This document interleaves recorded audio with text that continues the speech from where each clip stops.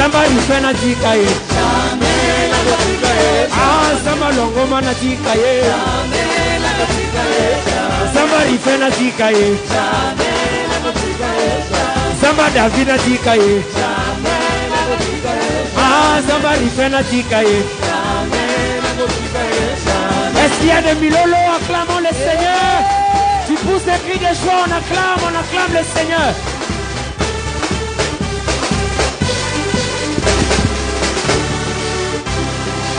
Bana Banzambi, tapez les mains. Tapez Kabiti. Alors est-ce que maintenant tu peux acclamer le Seigneur? Acclame le Seigneur. Non, tu n'es pas en train d'arriver. Acclame le Seigneur. Acclame. Je disais, j'étais en train de parler de Jésus. Est-ce que tu peux te tenir debout un moment et tu acclames le Seigneur? Pendant qu'on est en train de s'apprêter de recevoir l'homme de Dieu, Joe Wonder, tu vas te lever et acclamer le Seigneur. Alléluia. Acclame-le bien, acclame le Seigneur bien. Il y a un homme de Dieu bien qui va encore vous conduire dans l'adoration.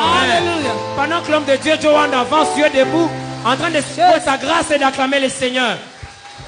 Acclame le Seigneur, acclame le Seigneur.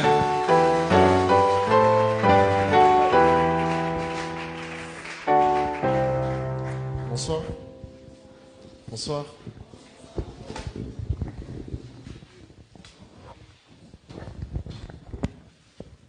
Alléluia. Est-ce qu'on est dans la joie? Merci vous la pasteur. Vous allez bien? Est-ce qu'on peut acclamer pour nous-mêmes?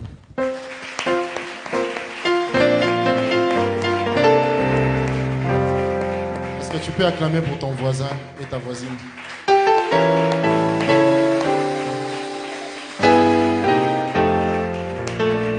Est-ce que tu peux acclamer pour celui qui est derrière toi et devant toi?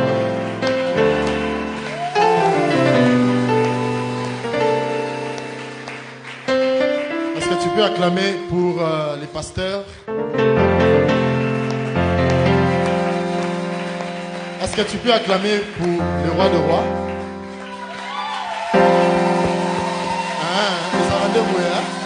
Est-ce que tu peux acclamer encore pour le roi de rois? Le Seigneur de seigneurs? Est-ce que tu peux encore élever ta voix en acclamant le Dieu Tout-Puissant? Est-ce que tu peux encore ajouter la bikelekele et à songi songi? Est-ce que tu peux encore ajouter encore des acclamations pour le lion de la tribu de Juda?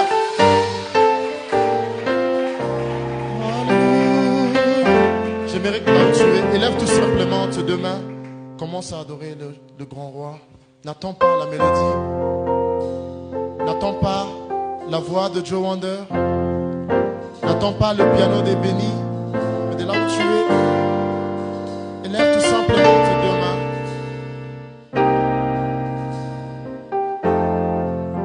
Alléluia.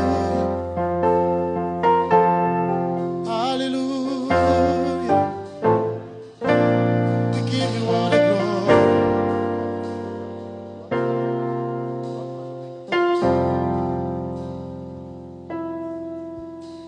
We give you all the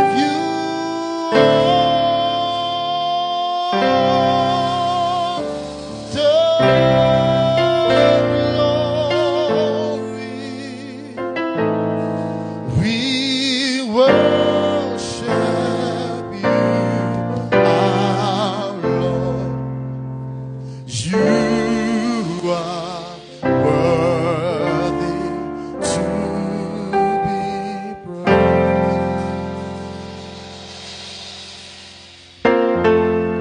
We give you all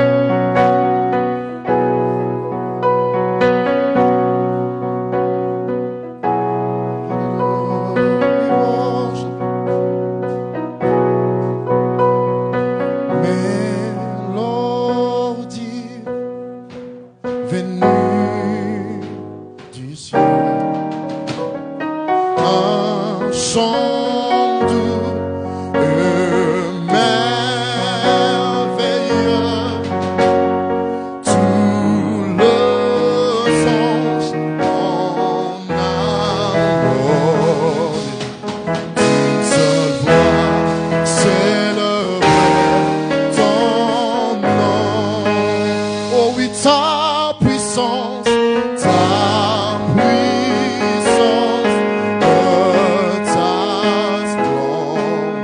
ta gloire, ta gloire, l'univers. Oh oui, ton éclat, ta splendeur, ta splendeur, ta bonté, sont incomparable.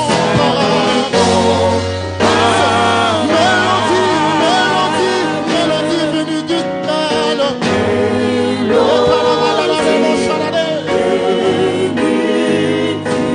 Oh oui, un chant doux, doux et merveilleux. Oh oui, tous les anges en harmonie, d'une seule voix, célébrer, célébrer. Oh oui, ta puissance,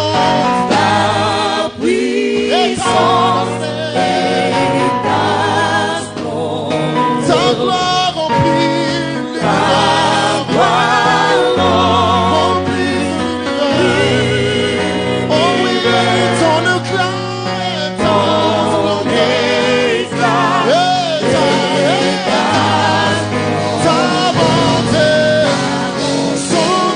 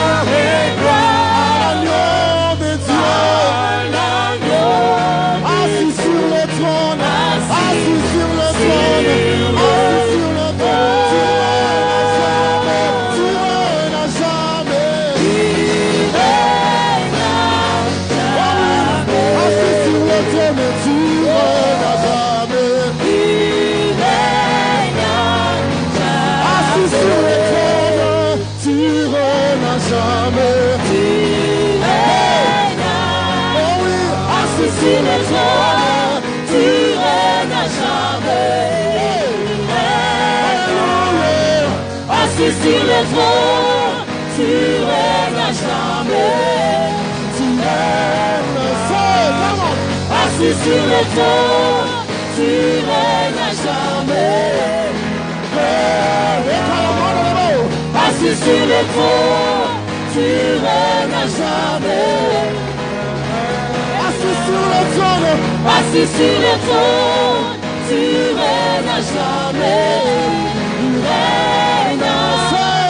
Assis sur le trône, tu règnes à jamais. Tu règnes. Naïna polié, na fana, mosikate, na présence na yo, ya lelo, Itinayo, emata, naïna polié, na poniye, na fana, mosikate, sans présence na yo, ya lelo, Itinayo, emata, naïna polié, na poniye, na fana, mosikate, na présence na yo, ya lelo, Itinayo, emata, Uso chokotomo la Itina.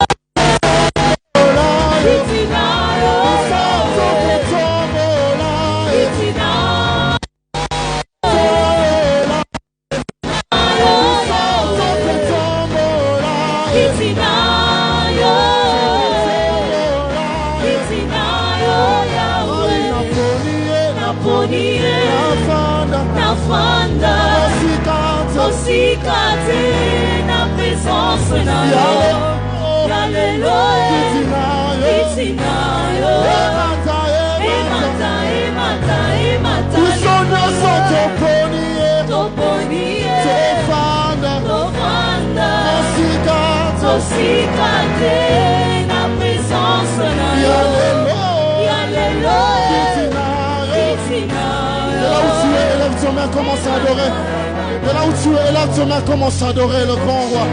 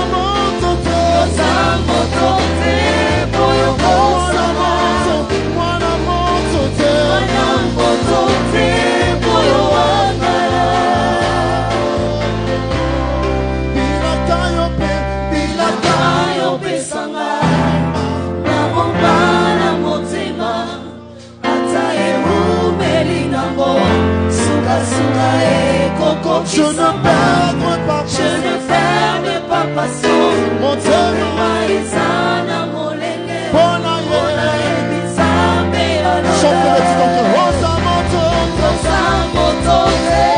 Boyoko. Mwana motote. Mwana motote. Mwana motote. Boyowa. Rosa motote. Rosa motote. Rosa motote. Mwana motote. Mwana motote. Mwana motote. Boyowa.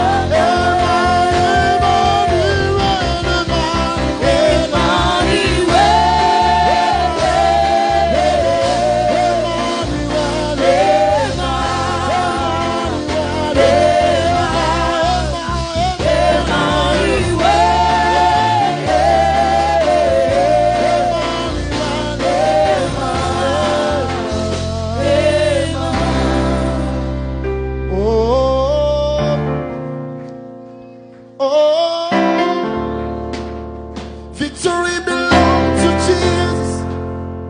Victory belongs to Him.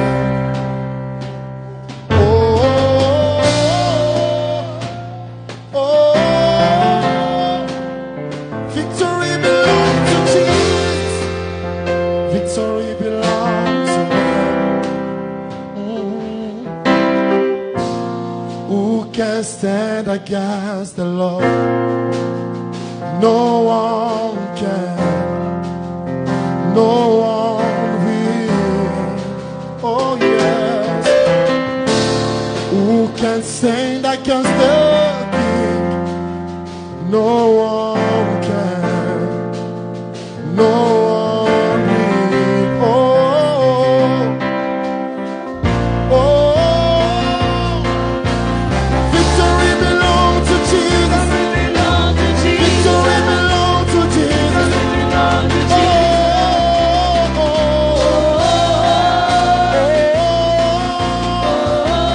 Victory belongs to Jesus. Victory belongs to Jesus. Say, Jesus, you love me too much. Oh, too much. Est-ce que tu veux le chanter avec moi? Jesus, Jesus, you love me too much. Oh, too much. I love you, God. I love you, Jesus. Jesus, you love me too much. Oh, too much. Just with me. Say your love is kind. Say your love is patient. You fill my heart, you fill my heart with so much peace and joy, with so much peace. I love you, Lord. You are amazing, God. You make my life feel brand new. You make my life feel brand new. All your promises are made. All your promises are made. Amen. Amen. Say you're not a man you never lie. Jesus, you love me too much. Oh,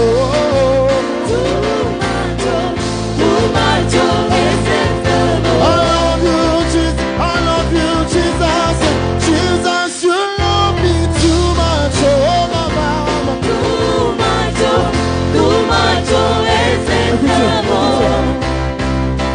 What shall I render to Jehovah? For He has done so very much for me. What shall I render to Jehovah? For He has done so very much for me. Say, Narekeremo.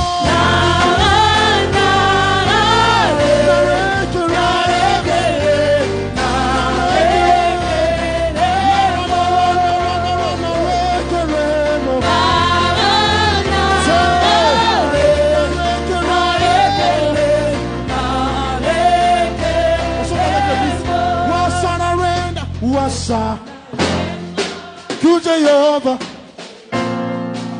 for he has done all God. Je comprends qu'il y a beaucoup de gens qui...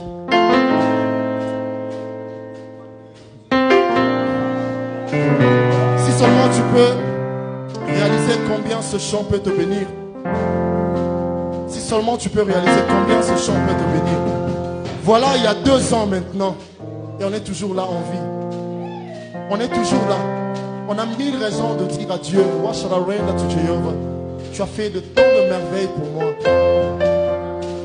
Tu as 1000 raisons de pouvoir adorer. Lui dire, Seigneur, tu as protégé ma famille. Tu as protégé mon église. Tu as protégé mon pasteur.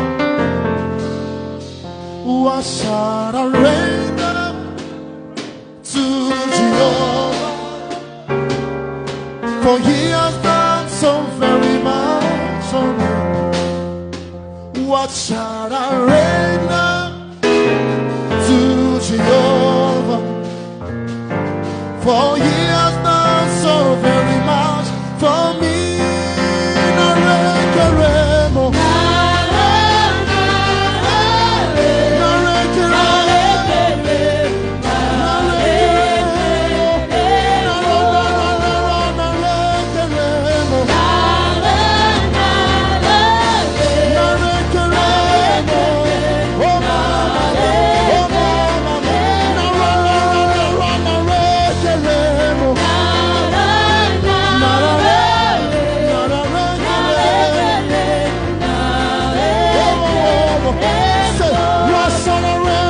What shall I render to Jehovah?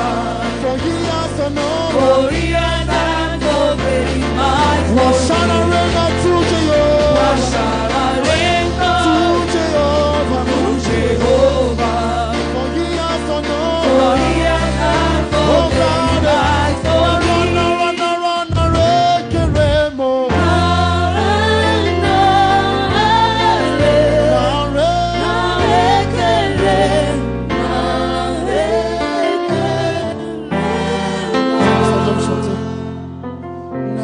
Posa komata, ya komata na lola e. Ya koye bana baja. Na yo ki posa komata, ya komata na lola. Ya koye bana baja. I wonder. Soki na yembeli yote, na yembela naniye. Soki na kumisi yote, na kumisa nanye. Soki na yembeli yote, na yembela nanye. Soki na kumisi yote, na kumisa nanye. Yema. Emmanuel mobile alibala Emmanuel monsoto ya tombo Emmanuel yo sambe na ngawe Emmanuel yo papa na ngawe Soki na kumisi yote na kumisana Soki na yembeli yote na yembela nane Soki na kumisi yote na kumisana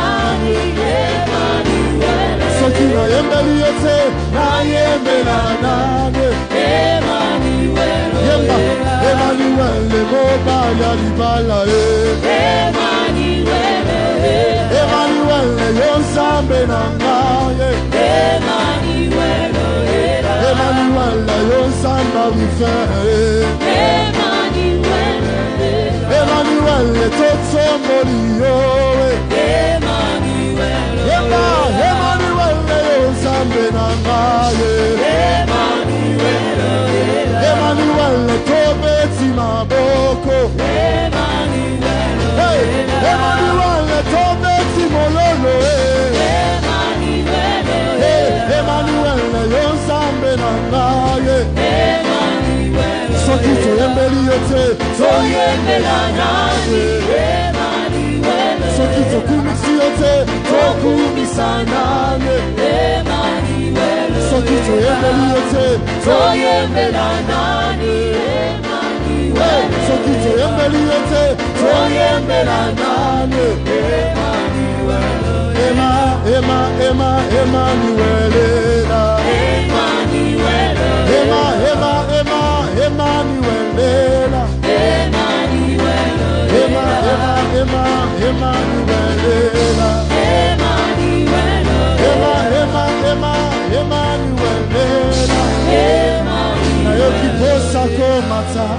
Yakomata na lola solo yakoyema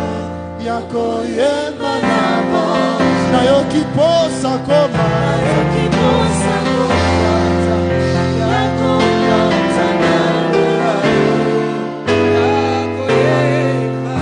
Yakoyema na bo.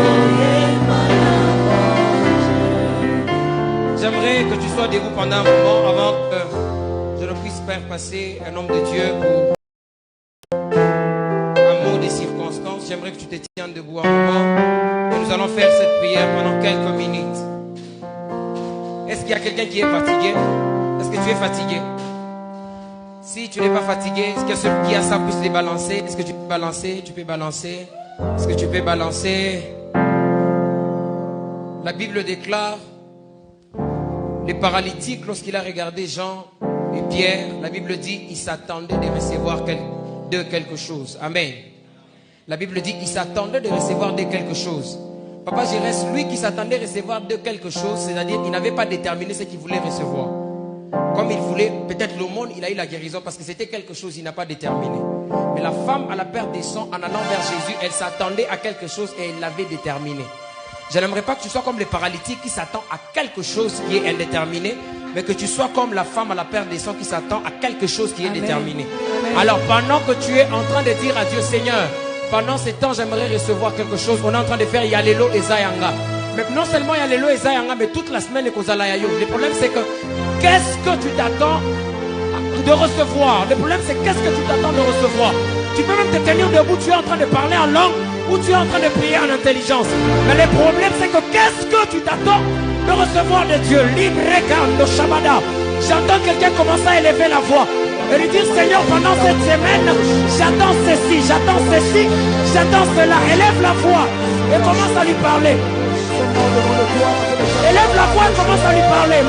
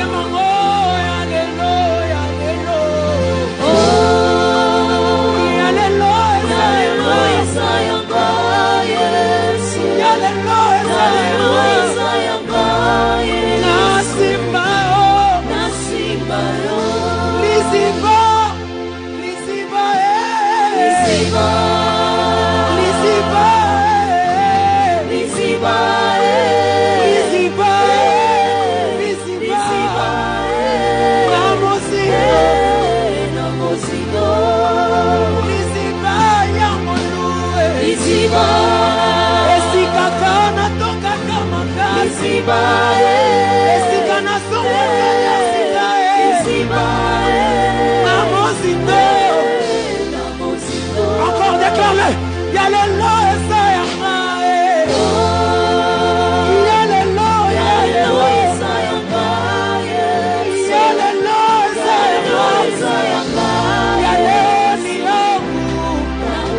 Je vous entends dans l'église, avec l'église. Alléluia, alléluia. Élève la voix.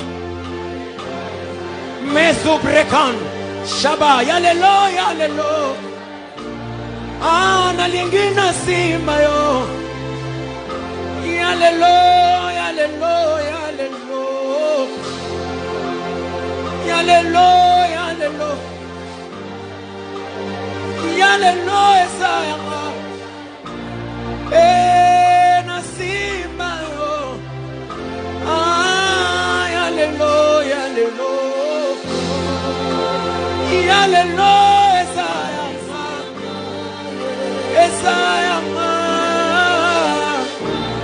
Ah, parle-lui.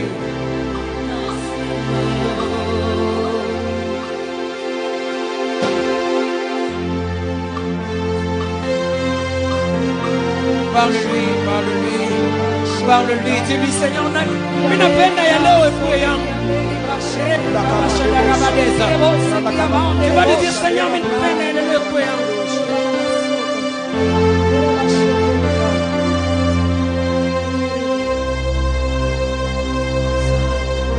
Alléluia. Est-ce que nous pouvons royalement acclamer les seigneurs? Quelqu'un peut bien acclamer les seigneurs. Alléluia. Nous pouvons nous rasseoir. Chers hommes de Dieu, serviteurs et servantes, peuple de Dieu, c'est pour moi un grand plaisir que de m'adresser à vous ce soir pour vous souhaiter très cordialement la bienvenue à la célébration de 2 ans d'existence de l'église du Divin Potier. L'église du Divin Potier est une vision donnée par Dieu à son serviteur, le pasteur Rufin David Luangomba. Cette vision a pour soubassement biblique Jérémie 18, 1 à 6, où Dieu donne une image de l'église comme étant un atelier et lui-même comme potier travaillant sur les vases. Seul il a écouté la voix céleste et ensemble avec son épouse, ils ont dit oui à cette voix pour accomplir cette grande vision divine en l'appelant l'église du Divin Potier. La Bible dit dans Jean 16, 21, la femme lorsqu'elle enfante éprouve de la tristesse parce que son heure est venue.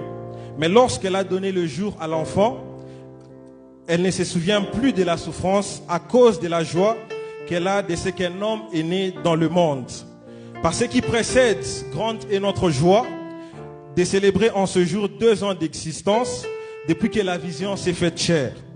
En ce 2e anniversaire, nous ne pouvons que rendre grâce à Dieu pour son amour, sa fidélité à l'égard de nous.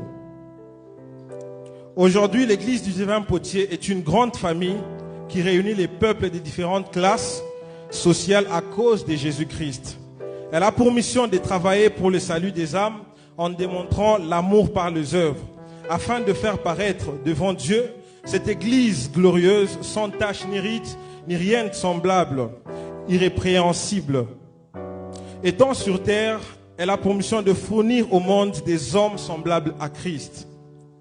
Elle a pour devise l'obéissance, la puissance, l'excellence ainsi que la gloire. Ainsi, par ces discours, nous déclarons ouvert ses assises. Que Dieu bénisse son peuple que nous sommes. Quelqu'un acclame très fortement le Seigneur. Alléluia. Est-ce que tu peux te tenir debout s'il te plaît pendant un moment? Tu vas saluer ton voisin de gauche et de droite. Souhaite-lui bon moment dans la présence de Dieu. Salue-le, souhaite-lui bon moment dans la présence de Dieu. Dis-lui bon moment dans la présence de Dieu. Bon moment dans la présence de Dieu. Dis-lui bon moment dans la présence de Dieu. Alléluia. Est-ce que tu peux pousser le cri de joie en acclamant très fort le Seigneur? Alléluia, alléluia. Que Dieu nous bénisse abondamment. J'aimerais pendant un moment te demander de fermer tes yeux là où tu es. Tu vas juste te lever légèrement tes mains dans la présence de Dieu.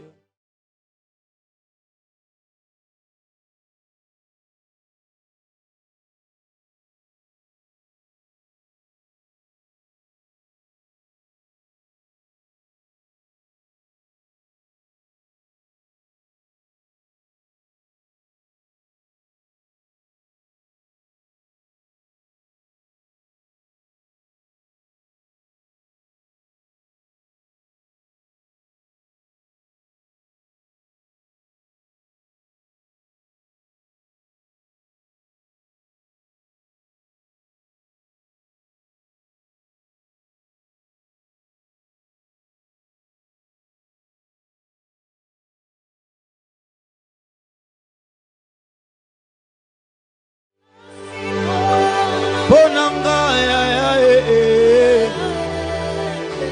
Bonanga ya ya. Oh biso tozalia wa pona yo. Déclare l'effort. Pona yo ya ya ya ya.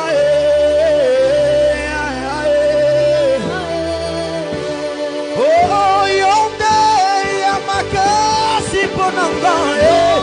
Yonde ya makasi po. Yebisa yelelo.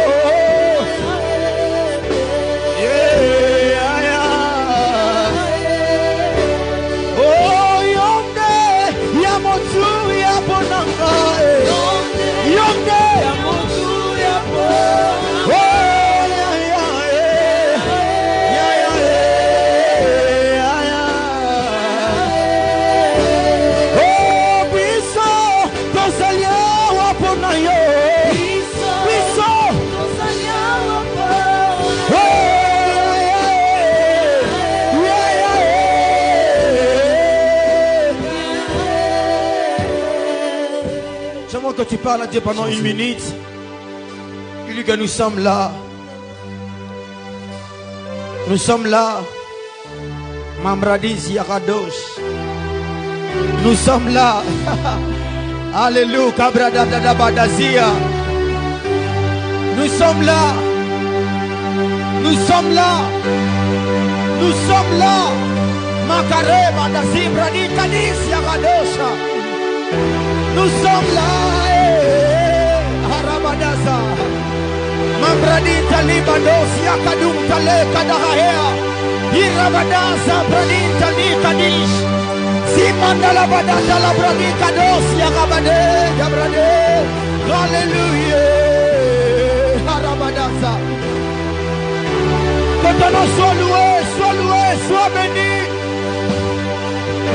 Que ton nom soit loué, soit béni.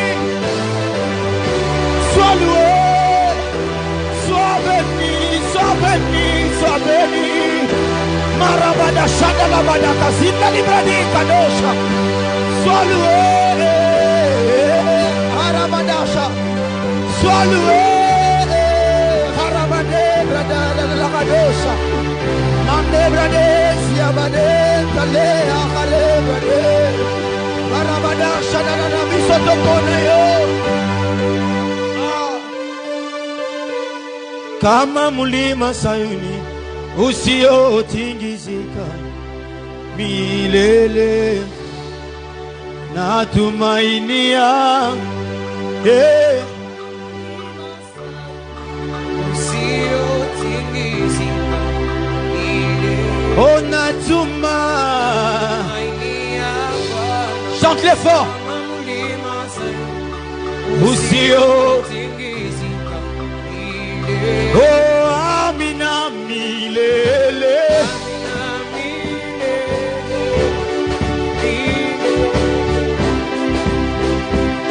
Oh Amina milele Baba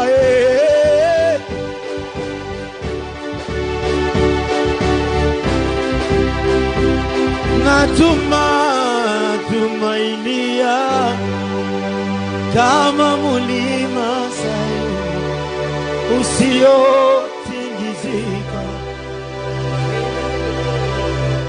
Père, nous te disons un grand merci ce soir. C'est un simple mot que nous avons trouvé refuge à te donner. C'est de te dire simplement merci.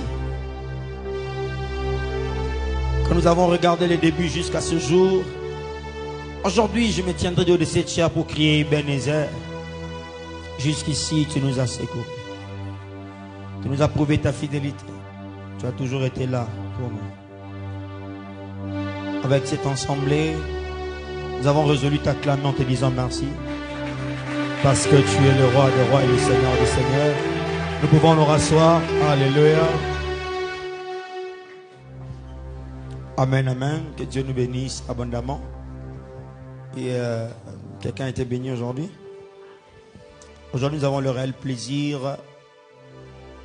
de recevoir un homme qui représente beaucoup pour moi, personnellement. beaucoup pour ma femme, beaucoup pour ma famille, beaucoup pour l'église corps du Christ. Il a les rangs d'un père dans ma vie. Un père qui te parle dans toute sincérité, qui t'aide à comprendre la discipline et la rigueur. Un homme auprès de qui nous avons appris beaucoup de choses. Nous avons non seulement reçu de lui des enseignements sur l'humilité, mais en le regardant, on a vu ce que c'est l'humilité. Un homme qui a un grand nom, mais très simple, très effacé. Il nous a toujours donné une place dans son cœur, malgré les forts nés enfants, mais nous a toujours considérés. Papa David Kateba, alléluia. Pour votre information, sa famille est là. Amen. Quand j'ai lancé l'affiche, les gens de la famille ont réagi d'elle. Ils m'ont dit, oh, il sera là. J'ai dit, il sera là. C'est le grand frère de maman Mamina. Je pensais que tu serais d'accord. Alors, je reçois d'abord la famille. Hein? Aujourd'hui, maman Mamina se sent honorée de dire que mon grand frère va apporter la parole. Alléluia. Maman Mamina et toute la famille vont se tenir debout. J'ai vu les grands frères à côté. Alors qu'ils se tiennent debout, on acclame le Seigneur. Aujourd'hui, c'est la famille. Alléluia. Nous sommes très honorés. Que Dieu vous bénisse abondamment. Donc aujourd'hui, nous serons prêchés, nous serons bénis par une grâce de la famille de Maman Mina, un père pour nous, un homme de Dieu très formidable. Je te demande de faire juste un exercice très simple. Prête-lui les oreilles, mais tu ne sortiras pas déçu. Alléluia.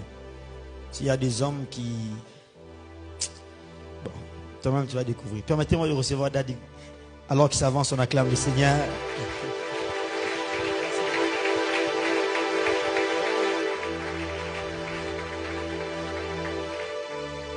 Amen. Est-ce que tu peux jouer en sourdine au Benganga Mwana? C'est tout ce qu'il y a de beau d'être enfant de Dieu. Si vous n'êtes que prophète, il y a plus que prophète. Mais il n'y a pas plus qu'enfant de Dieu parmi les créatures. Après Dieu, ce sont ses enfants. Dans une maison, quels que soient vos muscles, si vous êtes travailleur, après le patron, ce sont les enfants. Amen. Est-ce qu'on peut acclamer Dieu qui a fait de nous ses enfants? Amen. Je dis merci au pasteur Rufin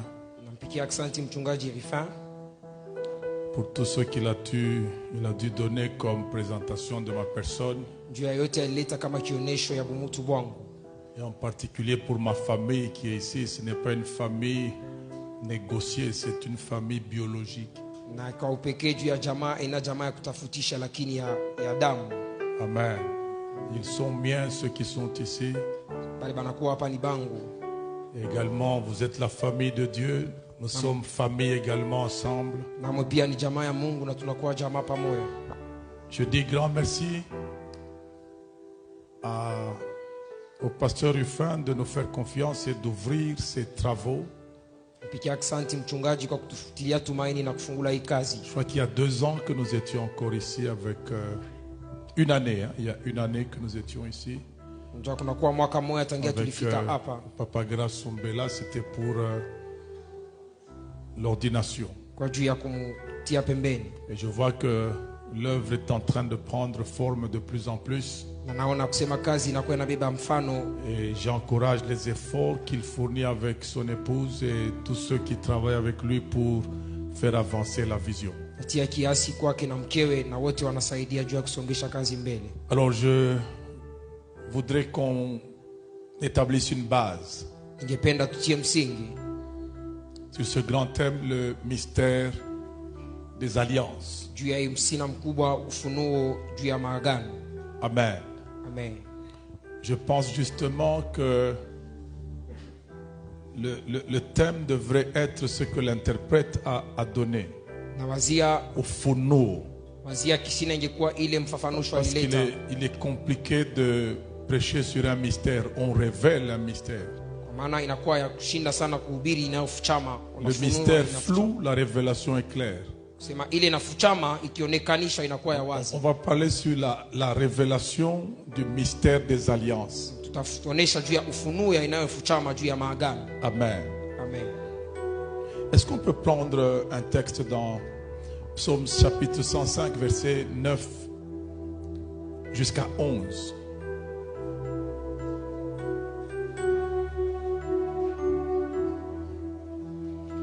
Amen. La Bible dit: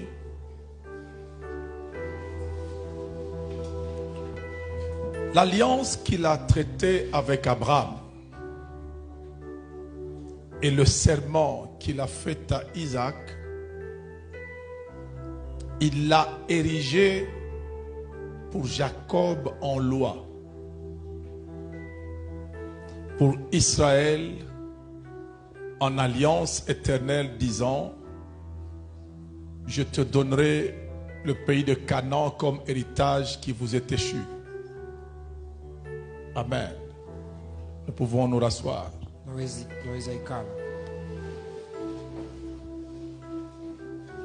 Grand fait à remarquer ici. Ça commence par l'alliance traitée avec Abraham. Et puis lorsque ça arrive à Jacob, on en parle en termes de loi. Jacob, on en parle en termes de loi. Et quand on parle d'Israël, on en fait encore une fois une alliance.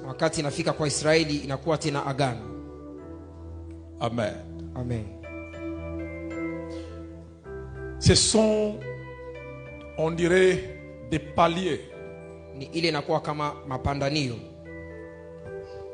qui intensifient l'engagement que Dieu prend.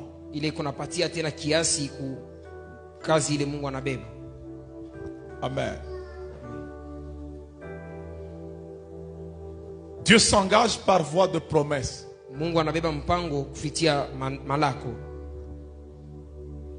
Il fait une promesse. On va voir ça dans le contenu du message. Après la promesse, il passe à l'alliance. Après l'alliance, il arrive au niveau du serment.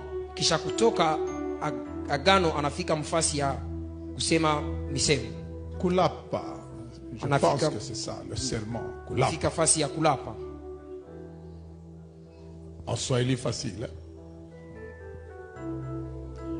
Après serment,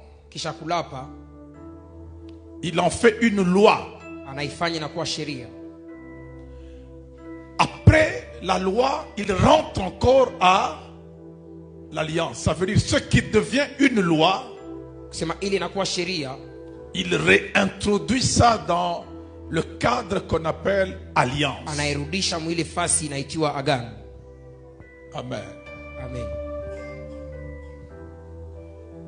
Qu'est-ce que ça signifie ce mot alliance? Et de quoi ce mot est-il révélateur? Qu'est-ce qu'il y a au plus profond de cette chose-là? Pour que Dieu tout-puissant et tout suffisant prenne le soin, lui Dieu, de faire alliance avec un humain, un homme faible, incapable, limité, insuffisant,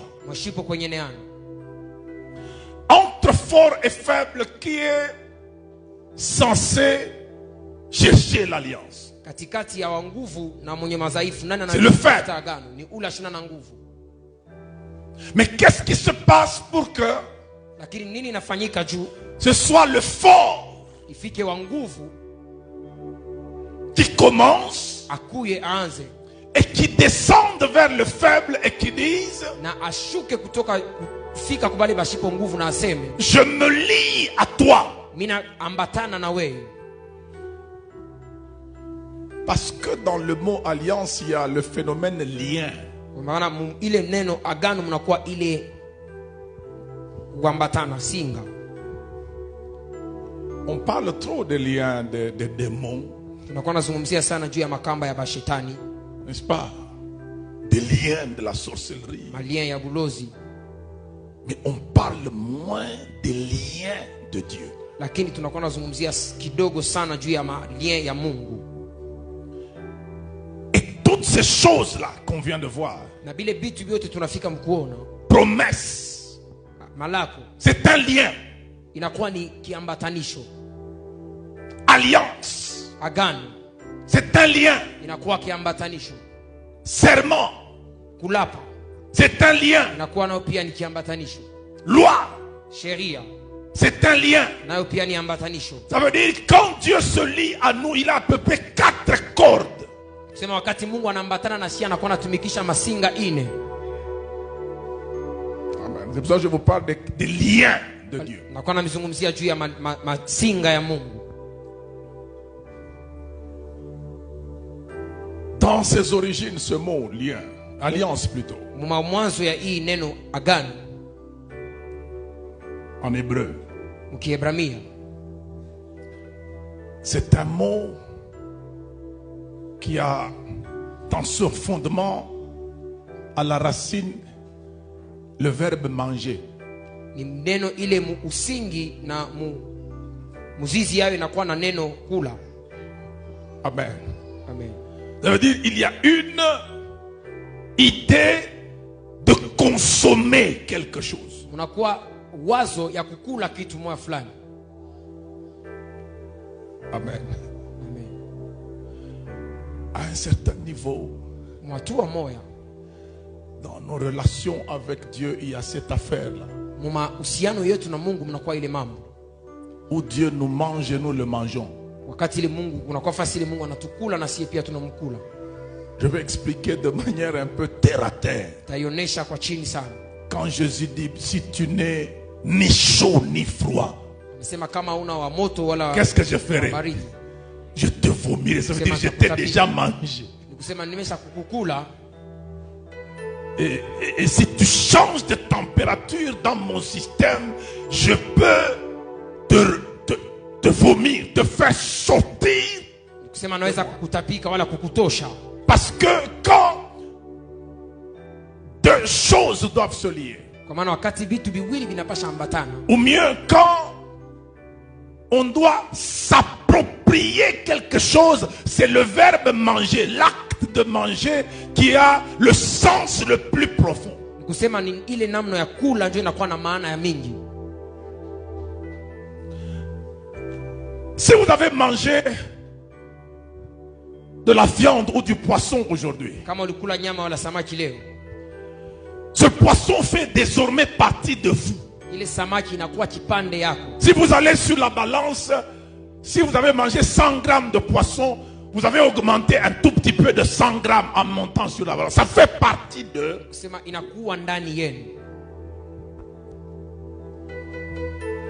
Est-ce que vous me comprenez?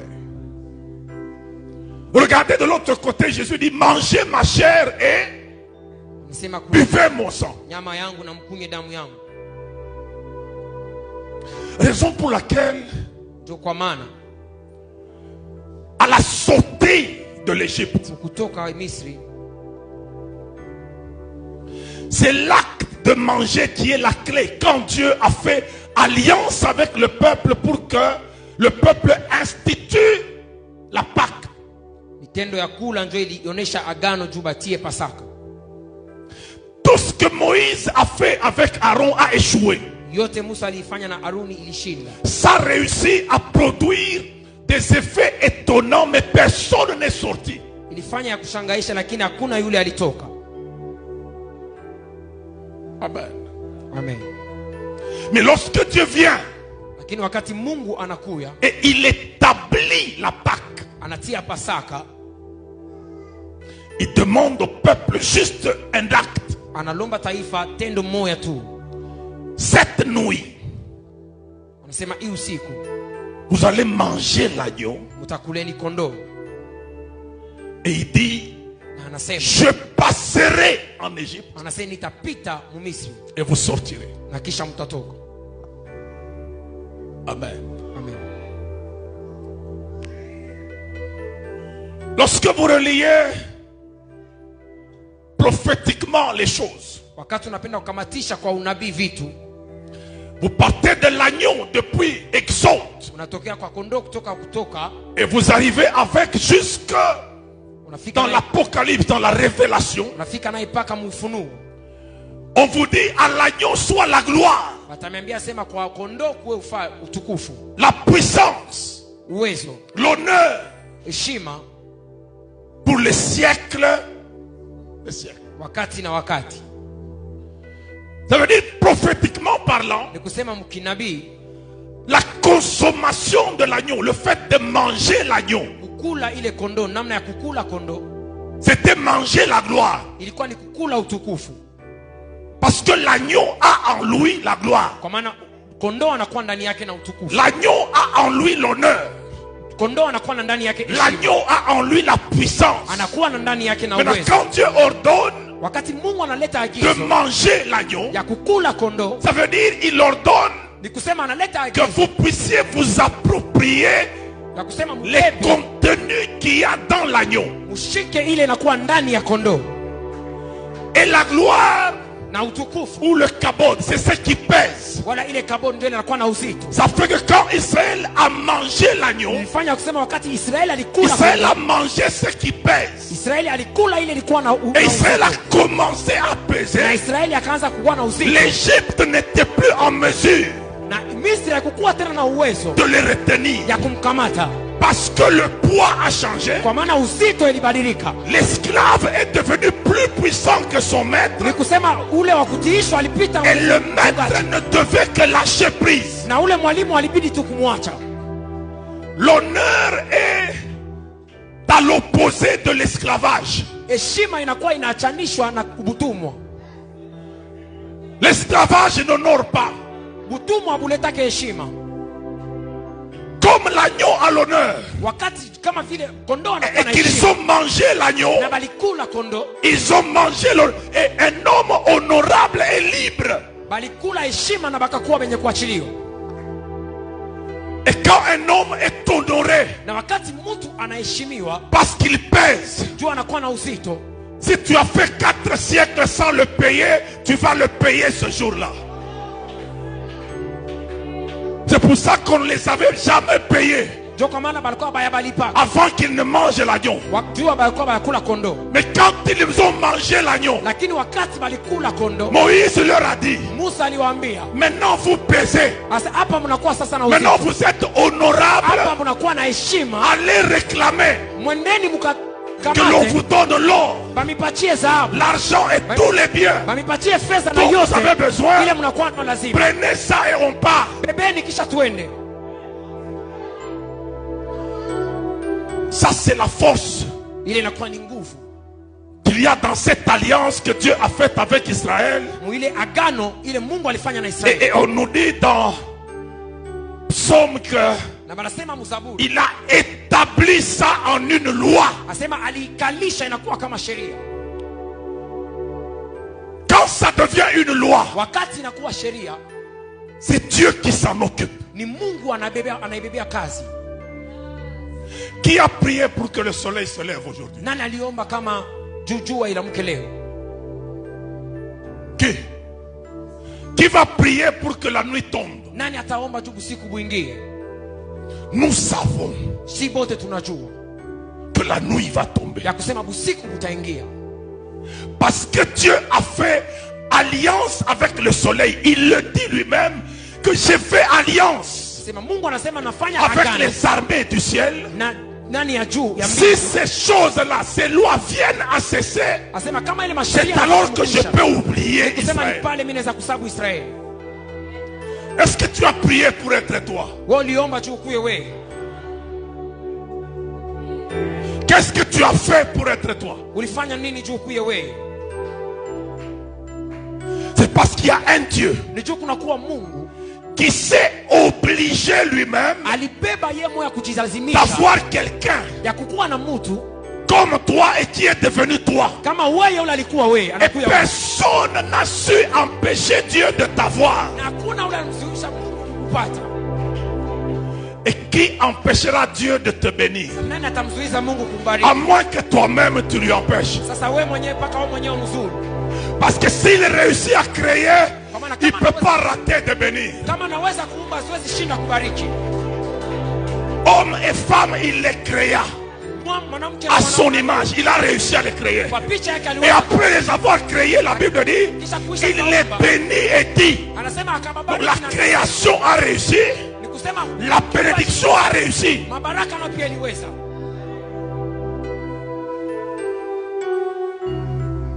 Je ne vois pas comment je vais échouer. Siwaze namna gani nitaweza cheza. Non, je ne vois pas comment je vais échouer. Sione namna gani nitacheza. Tashinda. Et je ne vois pas qui me fera échouer. Na sione nani atanishindisha. C'est pour ça que quand l'alliance atteint le niveau maximal en Jésus, Ndio kwa maana wakati agano inafika muhatua ya juu ndani ya Kristo. Paul pose la question, Paulo anauliza swali.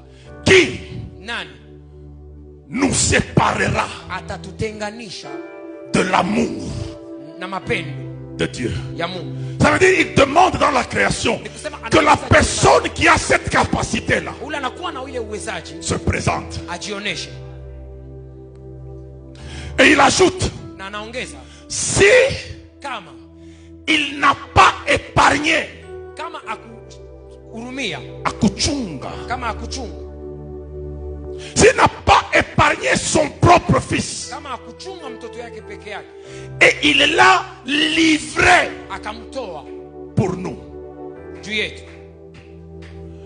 Jésus n'est pas mort à cause de toi. Kristo hakukufa juu yako, Il est mort pour toi. alikufa kwa sababu yako. Toi, tu n'es pas la cause de la mort de Jésus. Wao Toi. na sababu ya kifo ya Kristo. Jésus est lui-même la cause de sa propre mort. Jésus. Yesu anakuwa peke yake sababu. C'est pas le péché de l'homme qui a tué Jésus. C'est faux. Haina dhambi ya mtu iliua Kristo. Jésus lui-même dit, Yesu pekee anasema je donne ma vie. Je donne ma vie. napeleka maisha yangu. Et j'ai le pouvoir de la reprendre. Ça veut dire, Jésus ne meurt pas parce que quelqu'un le tue. Ni kusema Yesu hakukufa juu Jésus est mort parce qu'il a accepté alikufa yeye peke yake que c'est par la voie de la mort na kusema kuitikia imani qu'il ya doit kufa, t'atteindre toi. anabidi kukufikia Même wewe. la mort ne l'a pas empêché de t'atteindre. Na talufu haikumzuru kukufikia. Tu comprends ça? Unaelewa ile? Ça veut dire, Ni kusema quand vous dites à Jésus, mais wakati unamwambia Kristo, entre toi et Didier, mais il y a la mort, non? Il dit, mais alors qu'est-ce qu'il y a? asema katikati ya wewe na Didier kuna kuwa, J'irai atteindre Didier, asema mimi tafikia kule kuna kuwa Didier, même s'il faut passer par la mort. J'ai choisi hata kama ni kupitia de passer par là pour l'atteindre. na chakula kupitia pale ndio ya kumfikia. Je voudrais qu'on rentre maintenant Ningependa turudie sasa à saisir cette grande vérité avant d'aller dans la deuxième partie, dans la dernière partie. kuonesha maukweli moya kabla ya kufika mkipande ya mwisho.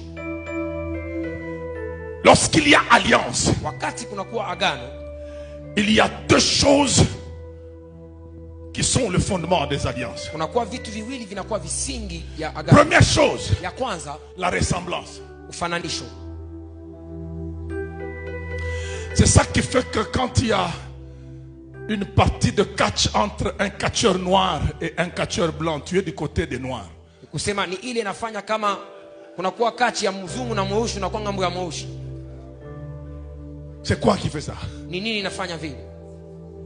C'est le fait que quand tu regardes le catcheur noir, Sema wakati unamwangalia ule mkombani, ule mpiga vita sa mweusi, peau ressemble à ta peau ngozi yake inafanana na yako. et tout de suite, Na paka pale tu es engagé par cette peau-là. unajiingiza kufuatana na ile. Lorsqu'on tape le catcheur noir, tu as l'impression que c'est toi qu'on tape. Wakati wanampika ule mpiga vita mweusi unakuwa sana wazia kini wewe anapiga. Et lorsque celui qui est en position de victoire, tu sens que c'est toi. Na wakati yeye ndio anafia kuina, unaona sema ni wewe kuna. C'est l'effet de la ressemblance. Ni ile tendo ya kufanana. N'est-ce pas?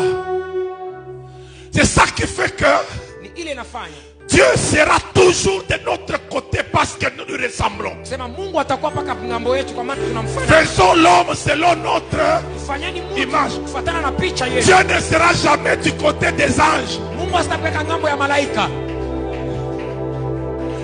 C'est pas son image là-bas. Haina picha yake kule. C'est aux anges de tout faire pour rester du côté de Dieu. Ni malaika wanabidi Parce fanya qu'ils yote sont kwa ses sababu ya serviteurs. kwa maana wanakuwa watumishi. Dieu ne sera jamais du côté des démons. Mungu asitaenda ngambo ya mademona. Pourquoi tu soupçonnes Dieu de t'abandonner à cause de la présence d'un démon? Dieu n'ira jamais du côté d'un démon. Mungu Et les démons le savent. na mademo wanaijua. C'est pour ça que dans Zacharie 3, Ni kwa maana njoo kwa maana Mzakari 3. Satan prend le souverain sacrificateur Josué, Shetani anambeba ule mkoani Yoshua. qui est sale. Alikuwa mchafu. Un souverain sacrificateur sale, on doit le chasser du sacerdoce. Koani wa buchafu wanabidi kumfukuza mkikoa. Satan prend un souverain sacrificateur sale. Anambeba ule mkoani wa buchafu. Il va avec lui devant Dieu. Anaenda naye mbele ya Mungu. Il dit à Dieu, Anamwambia Mungu, regarde la saleté asangalia buchafu du souverain ya sacrificateur. huyu mkoani mkubwa. Qu'est-ce qu'on fait d'un homme sale comme ça? Sasa tutafanya nini na mtu wa buchafu? Il est impur. Anakuwa Et moi je suis un esprit impur. na mimi nakuwa roho ya mchafu. Je réclame Nakuwa na cet igomba homme. na mulomba. Dieu regarde Satan et dit Mungu anaangalia shetani anasema, que l'Éternel te réprime, Satan. asema Mungu akufokee shetani. Ça veut dire Ni kusema entre toi et lui, asema katikati yako na malgré wewe, que hata kama toi tu es esprit impur wewe unakuwa wa buchafu, et lui est sacrificateur yeye impur, ni mkoani wa mais buchafu. comme c'est l'homme, Sasa vile ni mtu, je l'ai choisi, nilimchakula. je l'ai créé à mon image, Muumba kwa picha yangu. j'irai de son côté. Taenda ngambo yake.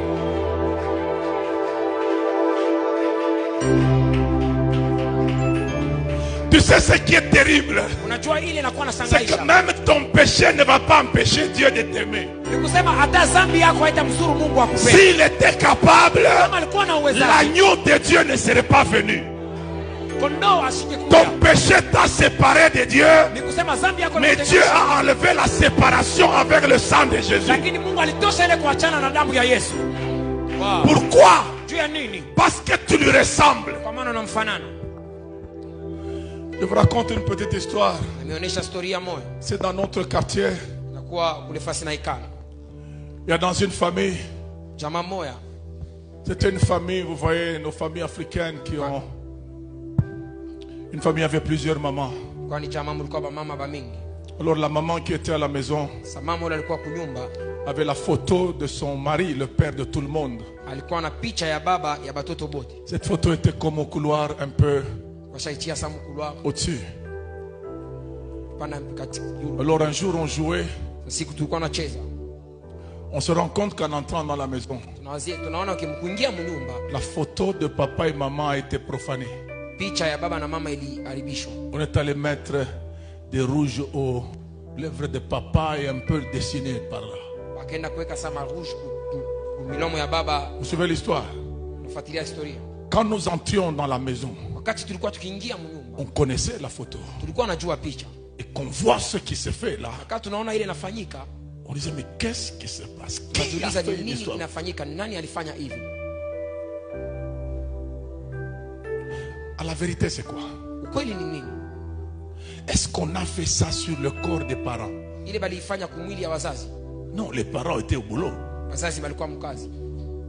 Mais à chaque fois qu'on voyait cette photo, on se disait, oh, Lakini wakati tulikuwa naingia ilikuwa nafanya. aujourd'hui, il va y avoir un dégât dans Tulikuwa la... nasema leo kutakuwa mambo mnyumba. Pourquoi? Juu ya nini? Parce qu'il y a un lien, Kwa maana kulikuwa il y a une alliance kulikuwa agano entre ceux qui sont sur l'image ya bali banakuwa pa picha et ceux qui sont dans la réalité. na bali banakuwa mu ukweli. Ce lien-là fait que Ile agano inafanya toucher à l'image, sema kugusa picha c'est comme toucher à la personne réelle. ni kama kugusa ule anakuwa wa ukweli. C'est ça qui fait que le fait qu'on a été touché au jardin d'Éden, Dieu a décidé personnellement de descendre en Christ et de résoudre ça. Pourquoi? Son image a été touchée. Parmi les choses qui énervent Dieu, c'est la profanation de son image. C'est pour ça que ces histoires de Dubaï là que vous avez appris là, le Dubaï là, hein? Je n'ai même pas cité ça. Ce qu'il y a d'énervant là-dedans, c'est que toute une image de Dieu va consommer ce que même l'animal ne consomme pas. Aucun animal ne consomme ce que l'homme peut déféquer. Mais comment est-ce qu'on peut prendre un être humain et on lui demande de consommer ce que même un animal? C'est comme si Satan dit à Dieu, regarde cet homme.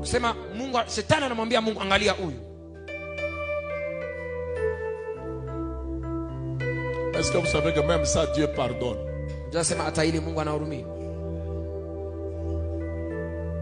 Le sang de Jésus est suffisamment compétent pour tout pardonner que l'homme a fait. Pasteur, parfois le peuple pense que le sang de Jésus ne pardonne pas les péchés des politiciens. Souvent les hommes pensent que quand on le fait souffrir, Dieu n'a pitié que de lui. Attention, quand il y a deux personnes là, il y en a un, il y en a une qui fait souffrir l'autre. Dieu a pitié de tous. Amen. Amen.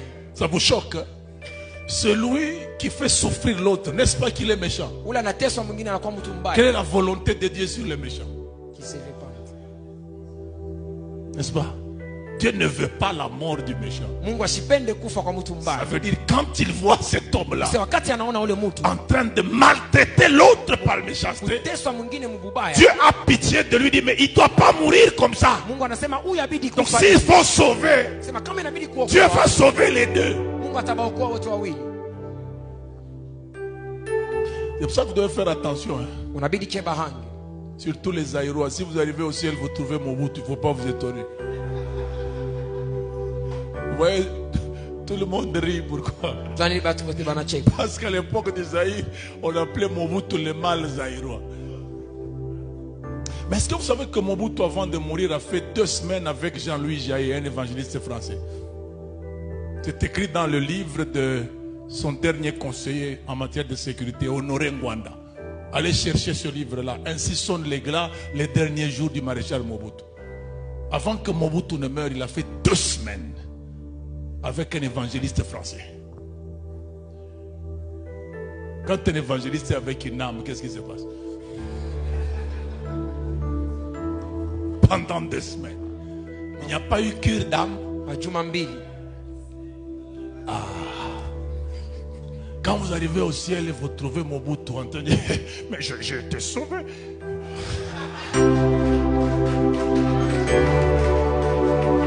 Il faut pas dire Dieu, même lui. Oui, même lui. Le sang de Jésus a été précieux pour lui aussi. Il a été fait à l'image de Dieu. Et vous allez dire, vous allez le trouver au ciel. Mais Jésus est bon.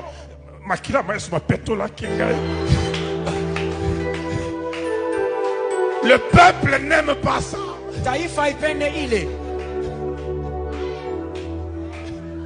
Il a été fait à l'image de Dieu comme toi. Amen. Amen. Tout ce qui intéresse Dieu chez nous, c'est la ressemblance à lui qu'il nous a donné. C'est ça qui nous donne un privilège, celui d'être ses alliés. Amen. Amen. La deuxième chose qui justifie les alliances. Ile inaonesha agano. Ce sont les différences. Ni maachanisho. Amen. Entre deux alliés, katikati ya watu wawili wanaambatana, on se donne ce que l'un manque. Tunakuwa tunakabulana ile mwingine anakosa. Si tu m'apportes ce que j'ai déjà, en quoi tu es utile? Kama unaniletea ile nakuwa nayo, kwa nini unakuwa maana? Vous comprenez? Si tu m'apportes la barbe que j'ai déjà, en quoi tu m'es utile? Kama unaniletea mandevu niko nayo deja, unakuwa maana munini? Vous comprenez? Naelewa. Donc entre des vrais alliés, Kusema katikati ya kuambatana watu wawili wa kweli, il y a partage de ce que l'autre n'a pas. unakuwa kugawanyana ya ile mwingine anakosewa. C'est là que je rentre Ni pale naingia à mon introduction. mwanzo yangu. Comment Namna gani? celui qui est tout puissant Namna gani ule anakuwa na uwezo vient yote, chercher alliance anakuwa kutafuta agano avec celui qui est faible. na ule anakuwa mwenye mabudhaifu. Entre nous et Dieu, Ndani ya sie na Mungu, qui est censé chercher qui? nani anabidi tafuta mwingine? C'est nous Sie qui devrons chercher Dieu, n'est-ce pas? tunabidi mtafuta Mungu, sio vile. Mais attention, Lakini kebeni yange, nous cherchons un Dieu qui nous a cherchés et qui nous a trouvés. tunakuwa tunatafuta Mungu ule alitutafuta na alitupata. En fait, c'est toute la beauté de notre relation avec Dieu. Ni ile buzuri ya uhusiano Nous yetu na sommes Mungu. à la recherche d'un Dieu qui nous a trouvés. Tunakuwa natafuta ule alishatupata. Ça veut dire quoi? Ni kusema nini? Dieu a deux parties. Mungu anakuwa na vipande viwili. La partie qu'il a révélée et la partie qu'il n'a pas encore révélée. Kipande ile alifunua na ile bado kufunua. Nous cherchons Dieu sur la partie non encore connue de lui. Tunakuwa namtafuta Mungu mkile kipande atayamjua. Comme Paul dit, Wakati kama vile Paulo anasema, je fais une chose, nafanya kitu oubliant mkusahabu ce qui est en arrière, ile inakuwa nyuma, je porte le regard sur ce qui est en avant, naangalia ile inakuwa mbele. je cours afin de le saisir, Nakimbia njoo nikamate. moi-même ayant été saisi par lui. Comment tu vas saisir celui qui t'a déjà saisi? Namna gani utakamata ule anisha En kukamata? principe, c'est anormal. Ça veut dire, il nous saisit, Sema anatukamata, mais nous, on n'a pas encore saisi tout de lui. lakini si atuyakamata yote ile. C'est là qu'il y a notre recherche. Ni pale panakuwa kutafuta kwetu. Invoque-moi, Niite, je te répondrai. takujibu, Je te révélerai des grandes choses, takufununia vitu vinene, des choses cachées vitu vya kufuchama que tu ne connais. bila ujue. Amen. Amen. Maintenant, la grande question Swali kubwa pour qu'on atterrisse. juu ya tuishe. Qu'est-ce que Dieu a Ni nini Mungu anayo que nous n'avons pas? ile si hatuna nayo? Ça, c'est très facile. Ile ni ya wepesi, La toute-puissance. uwezo wenye kueneana. Amen. Amen. Il n'y a personne qui est tout-puissant. Hakuna mtu anakuwa na uwezo Même yote. la somme de l'humanité, des puissances humaines de l'humanité n'atteindront jamais la toute-puissance de Dieu. Hata kuchanga mauwezo yote ya dunia haitafika pa uwezo ya Mungu. Allez réveiller les anges. Nendeni Plutôt mkalamushe réveiller malaika. les morts. Nendeni mkalamushe wafu. Associez les anges. Tie na malaika. Et puis prenez même les démons, mettez ensemble, allez devant Dieu. Vous n'allez pas peser. Mbebe na bademo mbaweki mwende kwa mbele ya Mungu, mtakuwa na uzito. Il suffit qu'il souffle et vous pouvez tous disparaître. Ni pale tu atafa akanaweza tupuliza na mwote mnapotea. Angara, shetani kama iko nguvu, shumwambia sema, wewe ndio mloka jime juu. Mkamuulize, mwambie shetani, wewe ndio mloka jime juu. Angusha mbele juu. Mjosikia sasa shetani angusha juu. Endaki atakubamba kwa yeye nasema juu etamulungusha. Ana na nguvu ya kukamata ako. Bon, pourquoi atakukamata pa kwa maisha?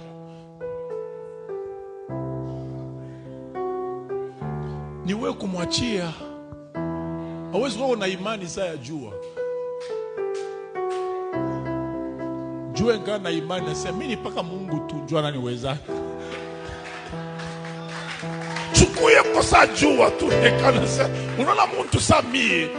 Ipaka Mungu jua niwezaka. Mi mwenye mishiri wezaki. Sasa shetani ataka kuniweza mie. Je, paka Mungu jua ataniweza.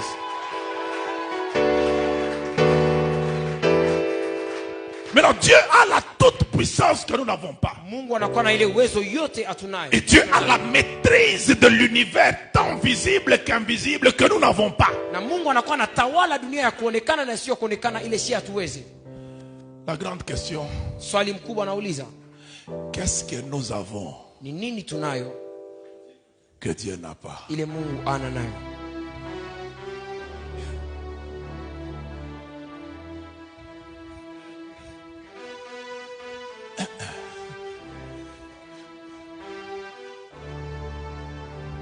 Vous savez ce que nous avons que Dieu n'a pas?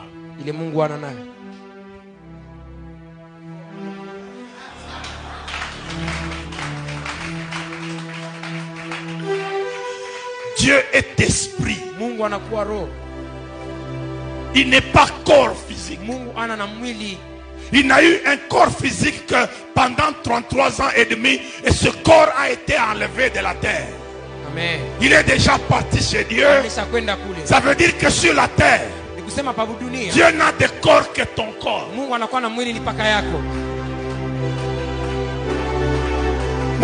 mwili. Wenjo maungu ya Mungu. Maintenant, qu'est-ce que Dieu a fait comme loi? Pour être permanent sur la terre, il faut avoir un corps physique. Même Satan souffre beaucoup. C'est pour ça qu'il recrute les sorciers, pour qu'ils lui prêtent le corps. Dieu a négocié avec nous pour qu'on lui donne nos corps. Et la Bible dit, ne savez-vous pas que vous ne vous appartenez plus à vous-même, mais vos corps sont les temples du Saint-Esprit. Un temple, c'est le lieu de service. Ça veut dire ton corps. C'est ça le bureau de Dieu.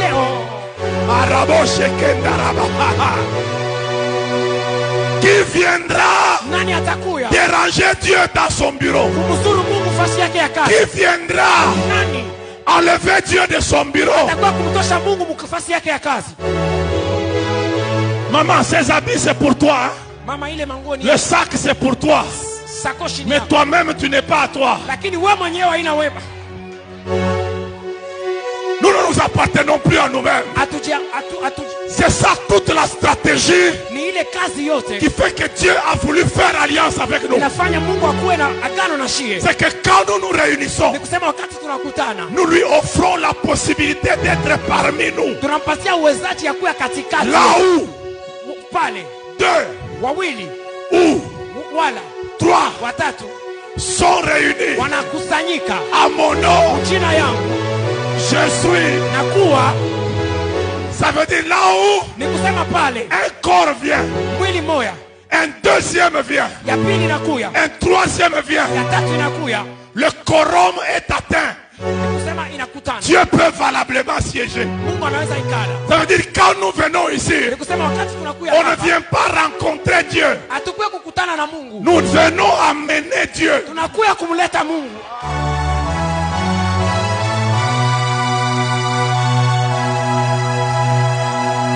Wewe uko na Mungu na unatembeaka na Mungu. Amen. Mungu yuko mumaungu yako. Amen. Mungu yuko paka na mumanuele yako. Sikia Yesu asema même les cheveux de votre tête sont comptés. Mungu kibalula manyonya.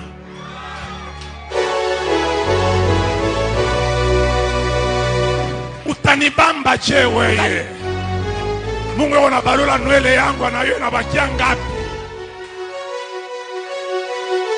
Ofu ile boka uko nayo, uko nongopa nani? Uko nongopa nini?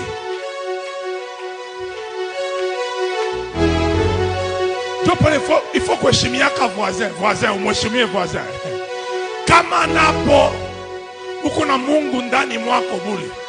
Mais kama voisin anakuya, munakuwa na Mungu katikati yenu. Il y a des choses que Dieu ne fera que s'il est parmi. Wow. S'il n'est que temps, il ne fera pas. Mais s'il est parmi, pour que l'onction descende, la Bible dit, il est tout et agréable pour les frères de demeurer. Ça veut dire, l'onction attend que toi tu viennes, que moi je vienne. Une fois qu'elle voit que nous sommes là, elle dit, je peux couler. Mine biachi à toi, Paminem.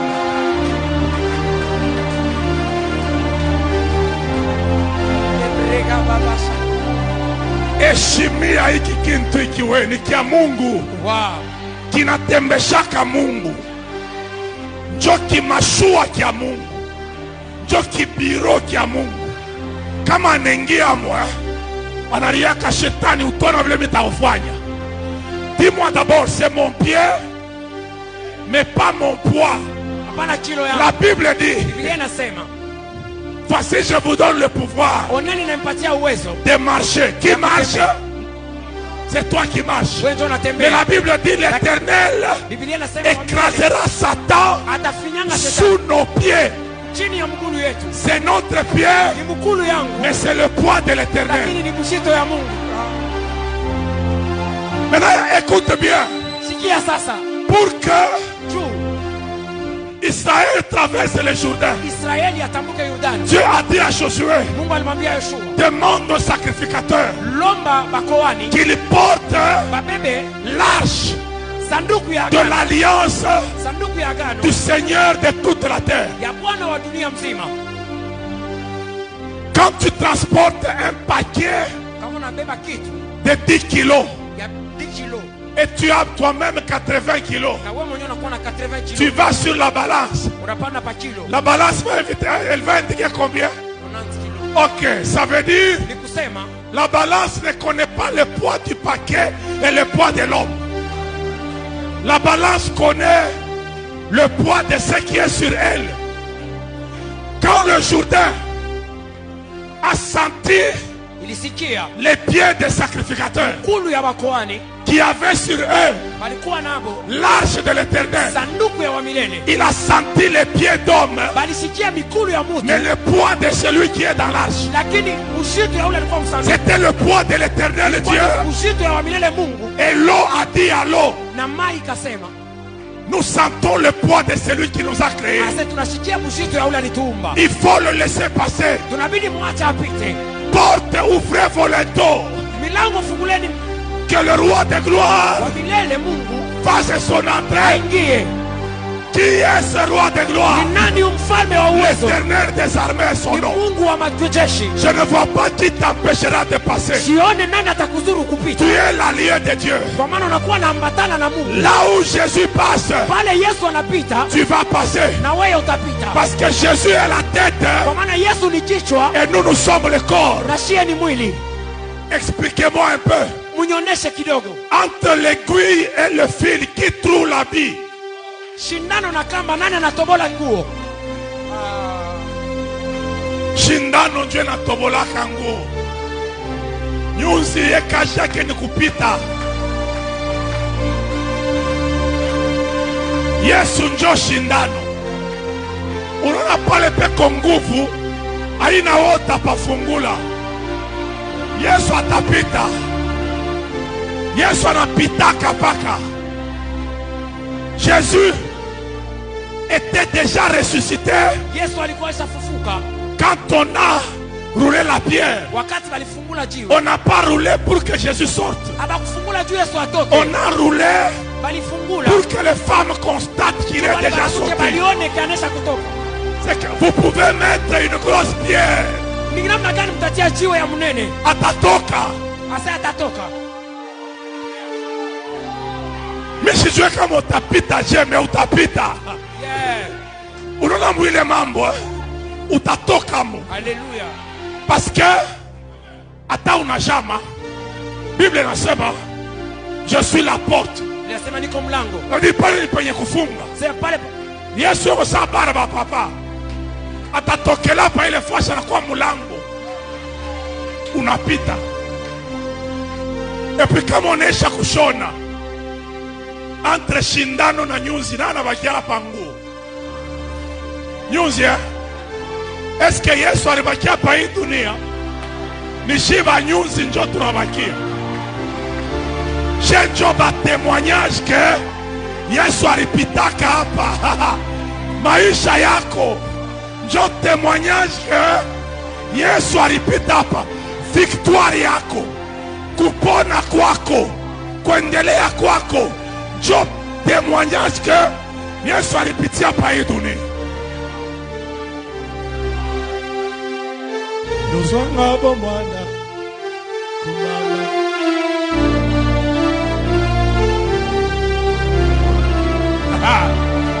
Hey Yahweh,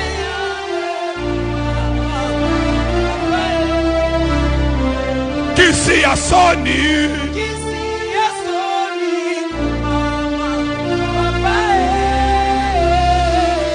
hey Yahweh,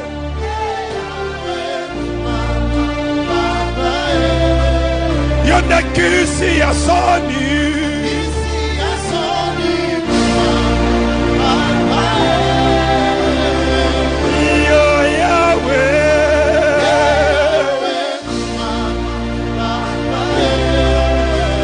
Openga mwana,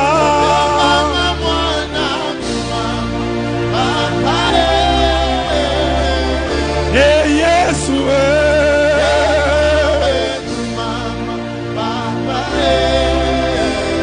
wanga mwabudu,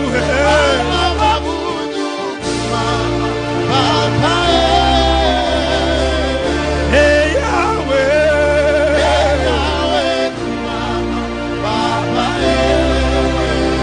wanga mwabudu,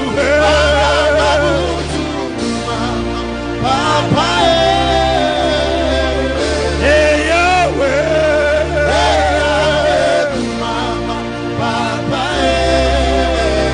kisi ya soni,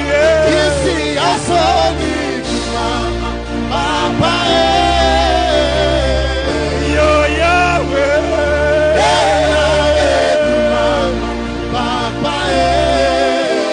openga mwana,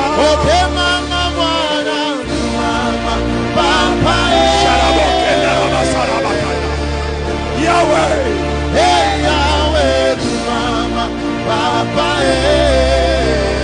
wanga mwabudu, shiribokanda rabasa. Hey Yahweh,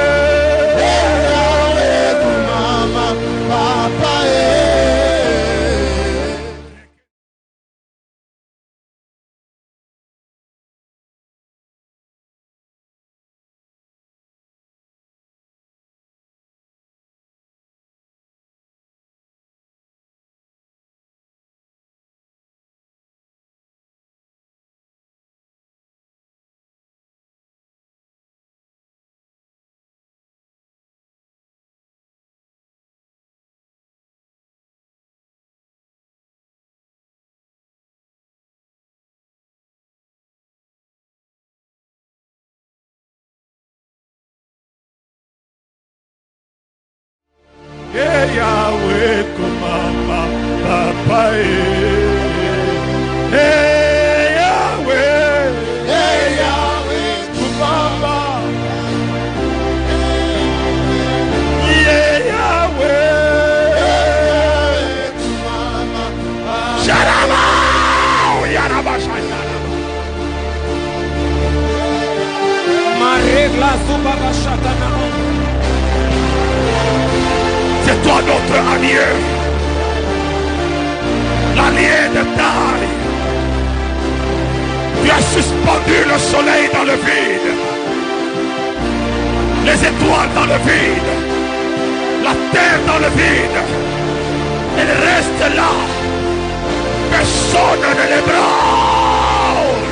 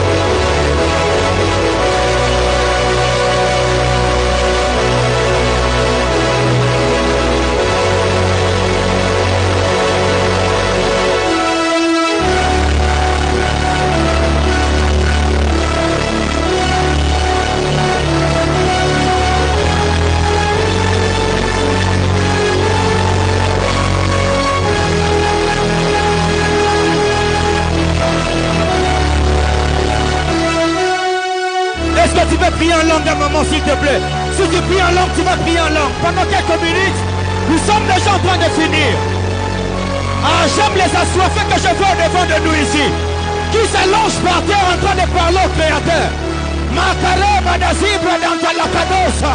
Indalebra da zibra du cadosa da la raya. Carrea. Manda libra da sabadunca libra dosa da la cadosa. Intalea cabradisa baduke. Kim manda brada sabrada kababa casa. Indale cadusa bradunte.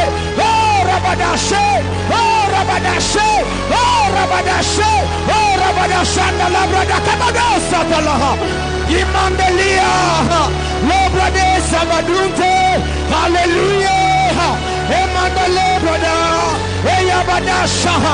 Imando libra da zia. Lobrada. Imanda zibra du kaduse. Italeka brada zia kadunta. Mandoko brodosata. Erabadashaye. Mandoko brodosia badesa badeya.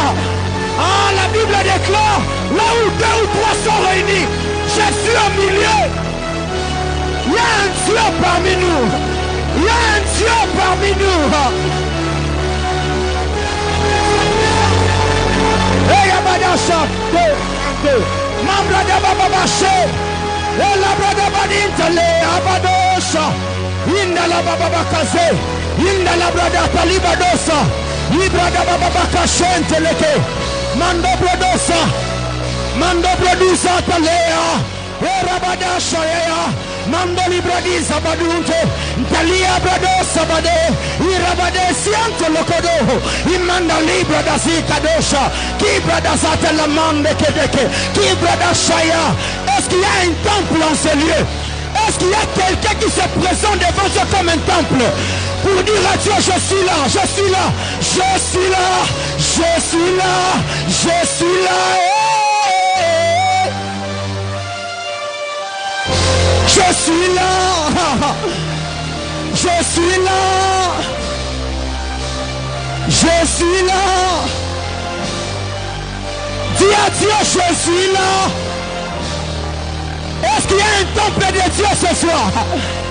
Est-ce qu'il y a des temples de Dieu ce soir? Des personnes qui vont dire à Dieu, je suis ton temple. Viens dans ton bureau. Oh Rabadashen de libre d'Asia Kadosa. Manda libre d'Asia Kadosa.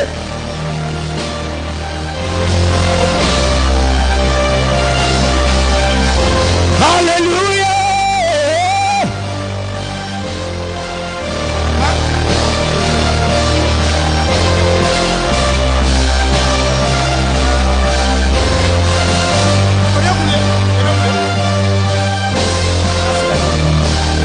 Brada shende ke bodoko supradunta mande ke bredezia ora badashe. Je comme un silence un moment. Iba bwana yo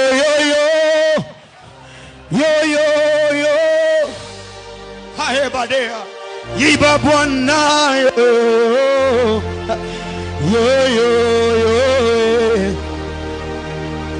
Iba bwana yo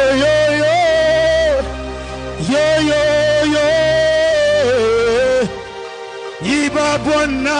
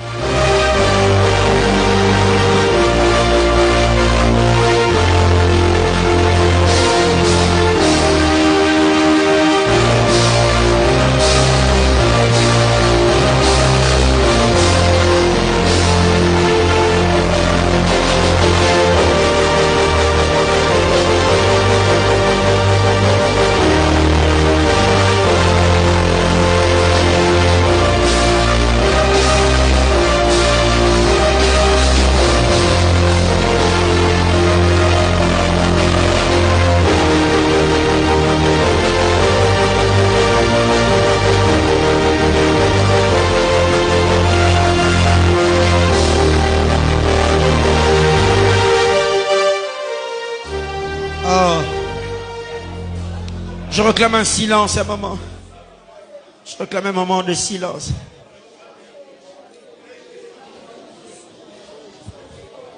Je réclame un moment de silence.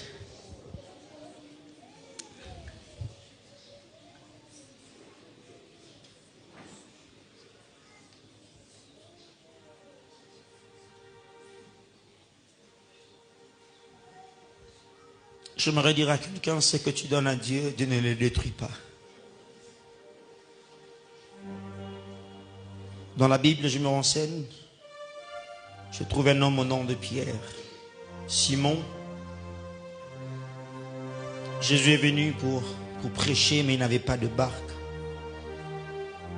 Et la Bible me renseigne combien Jésus a demandé la barque, Pierre a cédé sa barque. Jésus n'a pas laissé cette barque vide. Ainsi m'a parlé clairement le Seigneur. Dieu va combler les vides dans le cœur d'une personne.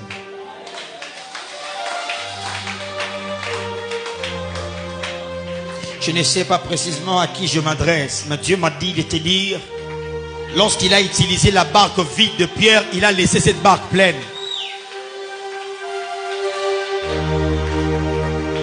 Et la deuxième des choses, le Seigneur me parlait de cette alliance qu'il a conclue avec quelqu'un ce soir par la croix de Golgotha.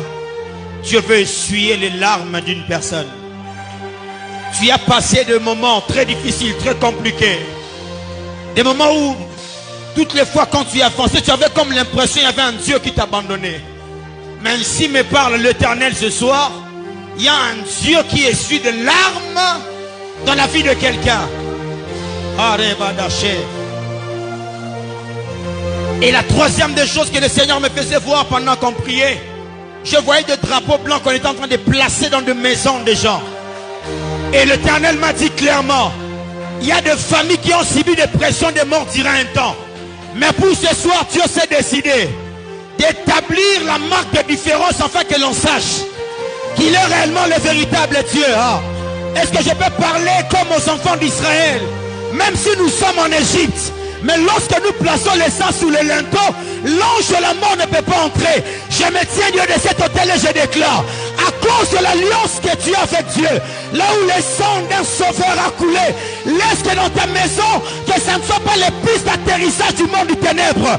Je déclare dans le nom de Jésus que le roi des gloires vient du régner. Makare bradasi bradum takadosh. Korabadasa. Et la quatrième de choses, j'aimerais garantir à ceux qui auront examen demain, la victoire et la réussite sera votre partage. Car la Bible déclare que l'Éternel fut avec Joseph et la réussite l'accompagnant. Ma prière en ce soir, que la réussite accompagne les finalistes. Que la réussite accompagne les finalistes. Que quiconque est finaliste dans ces lieux, que la réussite accompagne.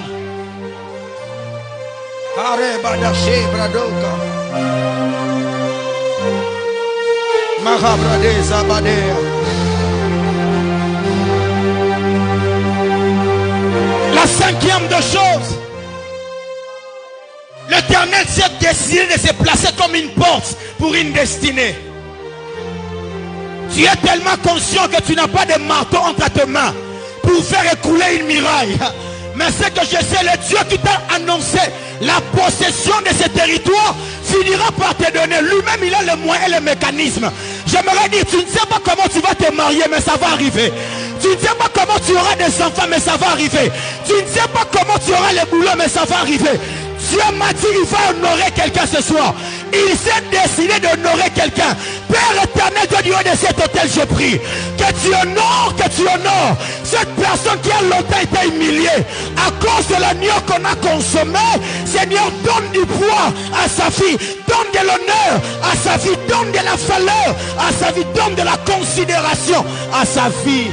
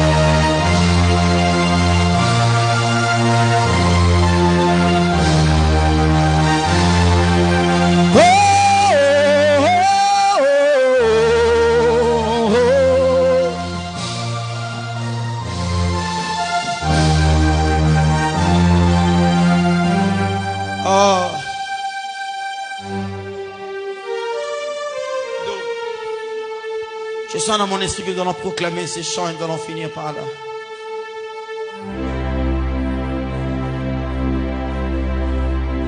Mina imani atasimama, mina imani hata kama ni mwisho kumaisha yangu.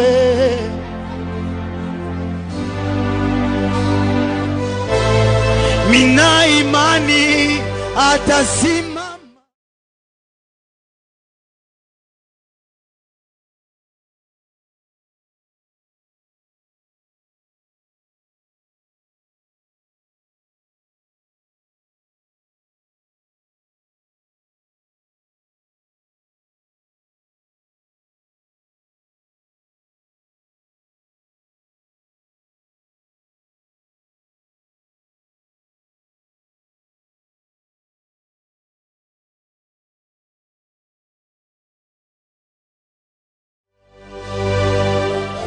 Je réclame un silence à maman.